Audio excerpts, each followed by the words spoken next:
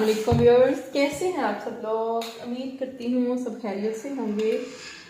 तो आज मैंने कपड़े इस्त्री करने थे तो मैंने सोचा कि साथ व्लॉग भी बना लेती हूँ। तो ये खद्दर का सूट है। खद्दर के सूट को मैंने हल्का सा पानी लगा के पहले रख लिया था। तो अब तकरीबन 10 मिनट हो चुके हैं। अब इसे मैं इस्त्री कर लेती हूँ। खद्दर का सूट यूजुअली बड़ा ही मुश्किल से होता है, लेकिन इस्त्री अच्छी हो तो आसानी से हो जाता है। ये मेरी NX की इस्त्री है और काफ़ी हाई वेटेड है, जिसकी वजह से मुझे खद्दर के सूट इस्त्री करने में भी कोई मसला नहीं होता। तो मैं अक्सर जो भी सूट इस्त्री करती हूँ, खद्दर हो या कॉटन हो, तो मैं इसी इस्त्री से करती हूँ इस्त्री, क्योंकि NX की इस्त्री खद्दर और कॉटन के वगैरह के सूट इस्त्री करने के लिए बहुत अच्छी है। पहले मेरे पास लाइट वेटेड इस्त्री थी, लेकिन ये था कि उससे ये वाले जो कपड़े थे मेरे हस्बैंड के, इनके ज़्यादातर होते ही खद्दर और कॉटन के हैं, तो ये अच्छी तरह प्रेस नहीं होते थे।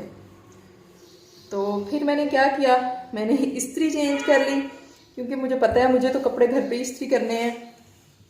तो वैसे कुछ लोगों को तो ये सहूलत अवेलेबल होती है कि कपड़े बाहर से होके आ जाते हैं और उन्हें नहीं इस्त्री करने पड़ते, लेकिन भाई मैं तो कपड़े घर पे इस्त्री करती हूँ, क्योंकि अगर धोबी के पास भेजो तो कपड़ों को दाग वगैरह लग जाते हैं या फिर घर आके फिर दोबारा फ्रेश करने पड़ते हैं। तो इससे बेहतर है कि भाई खुद ही कर लो। तो इसलिए मैं खुद ही करती हूँ। और फिर हमारे मसला भी है कौन धोबी के पास लेके जाए, कौन लेके आए, तो बस फिर मैं खुद ही करती हूँ। कपड़े इस्त्री करते वक्त मैं अक्सर ये ध्यान रखती हूँ कि ये जो है क्रीज इसे बोलते हैं, मैं तो क्रीज बोलती हूँ, पता नहीं से क्या बोलते हैं, कि ये वाली लाइन एक लाइन हो, डबल लाइनिंग ना बने। यानी कि ये जो बाजू पे लाइन आनी है खद्दर या कॉटन की, अगर ये डबल लाइन बन रही हो तो ये बहुत ही बुरी लगती है। मर्दों को पहना हुआ सूट बिल्कुल अच्छा नहीं लगता फिर। तो ये खासकर बीवियों को ध्यान रखना चाहिए कि जब भी आप सूट इस्त्री करें तो इसकी जो लाइनिंग है ये डबल बिल्कुल ना बने। तो इसलिए जब भी मैं इस्त्री करती हूँ बड़े ध्यान से करती हूँ कि जो लाइनिंग है वो भले शलवार पे हो या कमीज पे हो, वो ये डबल बिल्कुल ना बने। आज और भी बहुत सारे घर के काम थे, लेकिन इन्होंने डेली सूट पहन के जाना होता है, तो मैं इसीलिए 6-7 सूट इकट्ठे करके रख देती हूँ इस्त्री, ताकि मुझे बार बार कपड़े इस्त्री ना करने पड़े। हफ्ते में 6 दिन जाना होता है और 6 ही सूट चाहिए होते हैं हमें। It's too tough and very tough job daily इस्त्री करना, क्योंकि कभी आप ठीक नहीं होते या अगर आप कहीं आगे पीछे होते हैं तो आप एट अ टाइम नहीं कर सकते। इसलिए मैं कोशिश करती हूँ कि कपड़े सारे पहले ही इस्त्री करके रख लूँ, ताकि फिर अपनी पसंद का जो भी उन्होंने पहनना है वो पहन लें। अभी वैसे सर्दियाँ तकरीबन एंड हो रही हैं, तो खद्दर के पहनने का मौसम तो नहीं है, लेकिन मैंने कहा एक दफ़ा अभी बारिशें वगैरह हुई हैं, एक दफ़ा इस्त्री कर देती हूँ। एक दफ़ा हर सूट तकरीबन पहना ही जाएगा इस मौसम में, क्योंकि बारिशें हुई हैं, ठंड हो जाती है। तो कॉटन के सूट इस्त्री करने से पहले मैंने कहा कि ये एक दफ़ा खद्दर का इस वीक में पहन लें, ताकि नेक्स्ट वीक में मैं फिर कॉटन के सूट निकाल लूँगी। तो कॉटन के सूट तो गर्मियों में भी पहने जा सकते हैं, लेकिन खद्दर सर्दियों में ही सिर्फ चलता है। इस वजह से फिर खद्दर ही एक दफ़ा पहन के दोबारा मैं इन्हें वापस रख दूँगी। सर्दियों के कपड़े वैसे भी अभी संभालने थे, तो मैं यही करती हूँ कि गर्मियों के कपड़े निकाल लिए और सर्दियों के संभाल लिए, फिर सर्दियों के संभाल लिए और गर्मियों के निकाल लिए। खैर हर औरत हर लड़की घर में यही काम करती है, तो बेहतर होता है कि अगर आप टाइम से ये काम कर लें तो आपको मुश्किल नहीं आती।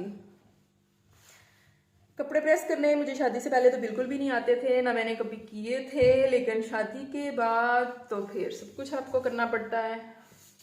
तो इसे मैंने पानी लगाया, थोड़ा वेट हो गया था, लेकिन अभी ये देखिए मेरे से ये गलती हुई है कि ये वाली जो लाइन है ये बिल्कुल एंड पे आनी चाहिए थी, ये थोड़ा सा कपड़ा निकल आया है।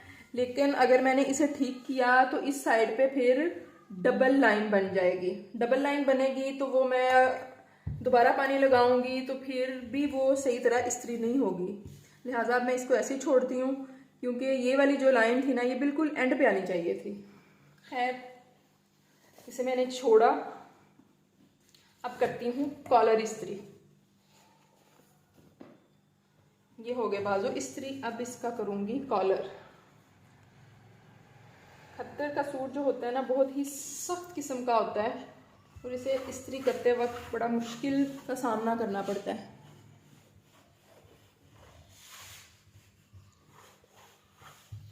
इस्त्री ये बहुत ज़्यादा गर्म हो जाती है। मैंने इसे 4 से 5 पे रखा हुआ है, क्योंकि साथ साथ मैं वीडियो भी बना रही हूँ। ये ना हो मैं वीडियो के चक्कर में रहूँ और सूट मेरा सारा जल जाए, इसलिए मैंने इस्त्री कम पे रखी हुई है, ताकि आप लोगों के साथ व्लॉग बनाते हुए मुझे ज़रा टेंशन ना हो। कॉलर फ्रंट से प्रेस किया और बैक से प्रेस किया, और बाकी से फोल्ड नहीं करूँगी, क्योंकि फिर वो इसका जो है ना, वो फ्रेश नहीं रहता कॉलर। अगर इसे फोल्ड करके प्रेस करो ना, तो फिर वो सही नहीं रहता।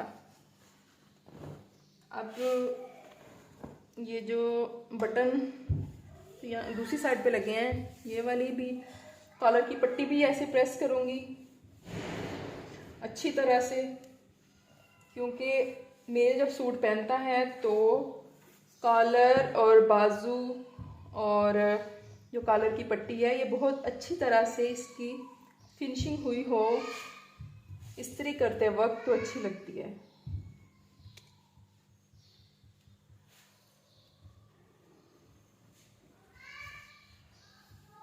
तो जनाब, हमारा कॉलर प्रेस हो गया है। कॉलर प्रेस करने के बाद मैंने अब इसकी बैक साइड से भी इसे प्रेस करना है। मर्दों के सूट वैसे ना बाय द वे प्रेस करना मुश्किल काम है। ये वाली जगह, क्योंकि ये जब मैं फिर बैक से प्रेस करूँगी ये होगी नहीं, तो फिर इसको कॉलर को हल्का सा पकड़ के इसकी बैक साइड से प्रेस कर लूँगी, ताकि जब मैं पीछे से प्रेस करूं तो बटनों की वजह से अगर यहाँ से इस्त्री ना भी हो सके तो बुरा ना लगे। अब ये साइड कर ली।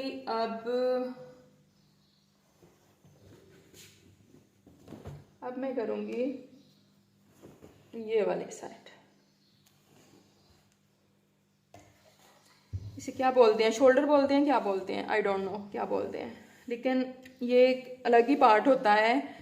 मेल के सूट में या शर्ट में, कमीज़ में ये एक अलग ही हिस्सा होता है और इसे अलग ही प्रेस करना होता है। जिस तरह से इसकी स्टिचिंग हुई होती है, इसी तरह से इसे प्रेस भी अलग ही करना होता है। तो इसमें भी ध्यान रखना है कि ये जो डबल लाइन बन रही है, इसकी सिलाई वाली बिल्कुल एंड पे आए, नीचे वाला कपड़ा इसके ऊपर ना आए, नहीं तो अच्छा नहीं लगेगा। तो जनाब, हमारा ये भी इस्त्री हो गई है बैक साइड। अभी हमने कमीज़ इस्त्री करने की बारी आनी है, तो इसका मैं बंद कर लेती होती हूँ एक बटन। फ्रंट से कर ली है। अब मैं जो है वो प्रेस बैक साइड पे कर रही हूँ शर्ट की। तो आप देख सकते हैं पानी जो मैंने लगाया था वो भी खुश्क होने को है। तो बस हमारी इस्त्री भी अभी मुकम्मल हो जाएगी 1 से 2 मिनट में। तो दरमियान में वीडियो पास हो गई थी, मैंने दोबारा ऑन किया है, अदरवाइज अब तक मेरी कमीज़ मुकम्मल हो जानी थी। ये तो खद्दर के सूटों का एक ये मसला भी है कि जब आप इस्त्री करके उन्हें लटका दो, हैंग कर दो, तो भी उन पे कोई ना कोई सिलवट पड़ जाती है। ये बड़ा मसला है कि अगर आप इस्त्री किया हुआ फ्रेश बिल्कुल पहन लें तो और बात है, और अगर आपने उसे लटका दिया तो भी हल्की सी भी कोई किसी का हाथ लगा कपट में या वैसे भी, तो इन पे सिलवटें पड़ जाती हैं। इसलिए मेरी तो कोशिश होती है कि खद्दर के सूट ज़्यादा देर तक इस्त्री करके ना रखूं, तो जितनी जल्दी हो सके ये पहन लिए जाएं, या जब पहनना हो तब इस्त्री कर लें। आप लोगों ने खद्दर के सूट खुद कभी इस्त्री किए हैं? कमेंट्स में ज़रूर बताइएगा, ताकि मुझे भी पता चले कि सिर्फ अकेली मैं नहीं हूँ, जो इस तकलीफ से गुजरती हूँ, मेरे साथ और भी मेरे व्यूअर्स हैं जो ये काम करते हैं। तो अब ये वाला जो पार्ट है, ये वाला भी मुश्किल है, मुझे ये वाला बहुत मुश्किल लगता है। अब इस साइड से ये देखें, ये तो हो जाएगा, लेकिन कलर की वजह से बड़ा इरिटेटिंग है। ये वाली बैक साइड तो पहले ही हमने इस्त्री कर ली थी, मैंने आपको दिखाया था वीडियो के स्टार्ट में, तो इसलिए वहाँ पे मैं इस्त्री नहीं लेके जाऊंगी। इस्त्री मैं सिर्फ इसके इर्द गिर्द रखूंगी और इसके ऊपर इस्त्री नहीं करूंगी, क्योंकि ये पहले कर ली थी। ये वाली जो सिलवटें हैं ना, ये नहीं निकल रही।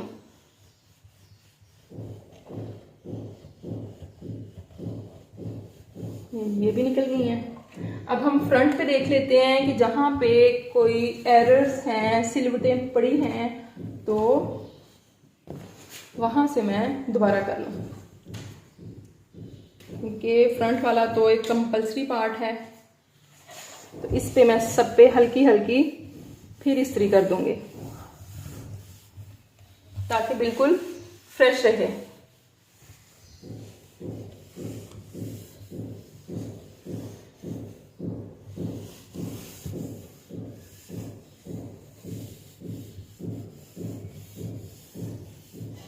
और बाकी कपड़े वॉश करते वक्त भी आप लोग ध्यान रखा करें कि इस तरह के जो सूट होते हैं, नए सूट कॉटन के या डार्क कलर वाले, वो मशीन में ना डलवाया करें। कोशिश किया करें कि हाथ से वो वॉश करें। तो क्योंकि ये वाले जो सूट हैं ये मैंने हाथ से वॉश करवाए हैं, मैंने मशीन में नहीं डलवाए थे। नए कपड़े और थोड़े से डार्क कलर तो बिल्कुल ही मशीन में ख़राब हो जाते हैं। वॉशिंग मशीन में कोशिश किया करें उन्हें हाथ से ही साफ़ किया करें, हाथ से ही वॉश किया करें, सॉरी, क्योंकि मशीन में डालने के बाद कपड़े का कलर वो वाला नहीं रहता। आपने देखा होगा कि एक नया सूट जब आप मशीन में डाल लेते हैं और जब आप बाहर निकालते हैं, पहनते हैं, तो उसकी वो वाली लुक ही नहीं होती जो कि पहले सूट की होती है, या फर्स्ट टाइम पहनने से जो लुक होती है वो सेकंड टाइम नहीं होती। वजह यही होती है कि हम लोगों ने उसे मशीन में डाला होता है और मशीन में इतना सर्फ होता है, तो जिसकी वजह से उसकी वो लुक ही नहीं बनती। अब ये हालांकि खद्दर का सूट था, लेकिन मैंने मशीन में नहीं डलवाया। मैंने अपनी मेड को कहा कि इसको जो है हाथ से वॉश करना है। नए सूट सारे और डार्क कलर वाले सारे मैं हाथ से वॉश करवाती हूँ। और जिन लोगों को मसला हो कि उनके हाथों को एलर्जी हो जाती है या इस तरह का कोई मसला है, तो वो ग्लव्स पहन के वो यूज़ कर सकती हैं। अब ये मेरी कमीज़ जो मैंने इस्त्री करनी थी ये बिल्कुल प्रेस हो गई है। अब मैं क्या करूँगी कि अब मैंने इसे हैंग करना है। हैंग करने के लिए हैंगर लिया, इस्त्री मैंने बंद कर दी है और अब इसके अंदर से हैंग करूँगी। कमीज़ और शलवार को अलग अलग मैंने हैंग करना है ताकि सिलवटें ना पड़े। ये वाला हैंगर इसके अंदर से लेके जाऊँगी, कमीज़ के अंदर से, ठीक है। ऊपर से नहीं डालना आपने, क्योंकि ऊपर से डालेंगे तो फिर सिलवटें पड़ेंगी। खद्दर और कॉटन के सूट को जब भी आप इस तरह से हैंग करें तो हमेशा हैंगर नीचे से लेके आए। ये ऊपर से आके निकाल लिया, अब मैं जाके इसे हैंग कर दूंगी। अब इसी तरह मैंने शलवार को भी प्रेस करना है, जैसे मैंने कमीज़ को प्रेस किया था। उसकी मैंने सारी जो भी चीज़ें थी बारीक, वो मैंने आपको बताई थी। अब ये शलवार है खद्दर की, उसी सूट के साथ की। इसको मैंने पानी लगा के रख लिया था और ये काफ़ी हद तक वेट हो गया है और अब मैं इसे करूँगी प्रेस। लेकिन उससे पहले मैं इसको अच्छी तरह से, इसकी जो क्रीजें होती हैं वो निकाल लूँगी। इस्त्री को अच्छी तरह गर्म करने के बाद इसको इस्त्री मैं पहले यूं करूँगी। शलवार को खोल के इसकी जो सिलाई लगी हुई है, सिलाई के ऊपर इस्त्री लाजमी आपने मारनी है। इससे ये फ़ायदा होगा कि आपकी जो जब आप शलवार इस्त्री करेंगे उसकी लुक अच्छी आएगी। इस्त्री की हुई शलवार लगेगी कि अच्छी तरह इस्त्री हुई है और आपका ग्रेसफुल सूट लगेगा। यही वजह है कि जब हम नया सूट इस्त्री करवा के लेके आते हैं धोबी से, या नया सूट जब इस्त्री हुआ होता है तो उसकी लुक ही और होती है। अब इस सिलाई के ऊपर लग गई अब इसके ऊपर मैंने इसके ऊपर दोबारा इस्त्री करनी है।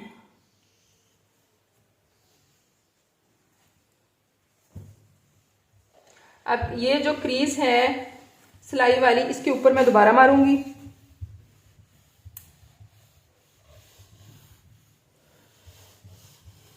ये देखिए कितनी अच्छी हो गई है। अब इस सारी सिलाई के ऊपर इस्त्री करने के बाद अब मैंने पांचे पे आ जाना है। पांचे को भी अच्छी तरह से प्रेस करना है। हमारा फर्स्ट स्टेप यही होगा, इस सिलाई के ऊपर इस्त्री मारना, फिर इसे खोल के मारना, फिर इसे बंद करके ऊपर इस्त्री करना, और इसके बाद फिर है पांचा। पांचे पे भी अच्छी तरह से इस्त्री गर्म करने के बाद इसको करनी है, और कोशिश करनी है कि जो बारीक बारीक सिलवटें हैं वो नहीं पड़े। तो आप यहाँ देखेंगे और ये वाली, अब जो सबसे इम्पोर्टेंट चीज़ है कि ये वाली लाइन बिल्कुल एक होनी चाहिए और इस पे दो लाइनिंग में इस्त्री नहीं होनी चाहिए। अदरवाइज आपका इस्त्री किया हुआ सूट बिल्कुल नहीं अच्छा लगेगा। कॉटन का हो, वॉशिंग वेयर का हो, या फिर खद्दर करंडी कोई भी हो, इस पे सिर्फ वन टाइम आपने इस्त्री करनी है, और इसकी एक ही लकीर रहे, दो ना हो। दूसरी लकीर क्यों होती है ये मैं आपको बाद में बताती हूँ, जब मैं इसकी बैक साइड करूंगी फिर आपको बताती हूँ कि दूसरी लकीर कैसे बनती है। क्योंकि इस साइड पे हम लोगों ने इस्त्री किया तो ये एक ही लकीर रहेगी। दूसरी लकीर तब बनती है जब हम बैक साइड से इस्त्री करते हैं। तो बैक साइड पे इस्त्री कैसे करना है इसको कि इसकी दूसरी लकीर ना बने, वो मैं बाद में बताती हूँ। यहाँ से भी आपने इस्त्री कर लेना है शलवार की अंदर वाली साइड से, ताकि आपका बुरा ना लगे शलवार इस्त्री किया हुआ। ठीक है, अब हम आ जाएंगे इसकी बैक साइड पे। इसी शलवार की बैक साइड पे हम लोगों ने यहाँ से इस्त्री किया, फ्रंट पहले इस्त्री कर चुकी हूँ इसका, वैसे ही इस्त्री करना है जैसे कि हम लोगों ने उधर से किया था। लेकिन एक चीज़ स्पेशल है वो मैं आपको बताती हूँ कि पहले यहाँ पे पांचा हो जाएगा। पांचा होने के बाद अब इस लाइन के ऊपर इस्त्री नहीं आनी चाहिए, जिसकी वजह से डबल लाइन हो जाती है। हम लोगों ने इस साइड पे ही रहना है, इस लाइन के ऊपर इस्त्री नहीं आए। इस लाइन के ऊपर इस्त्री नहीं आनी चाहिए, सिर्फ यहाँ पे इस्त्री रहे। और आप लोगों ने इसका बाकी भी ये देखें, सारा हम लोगों ने यहाँ से यहाँ इस्त्री करना है, लेकिन इसके ऊपर आके नहीं करना।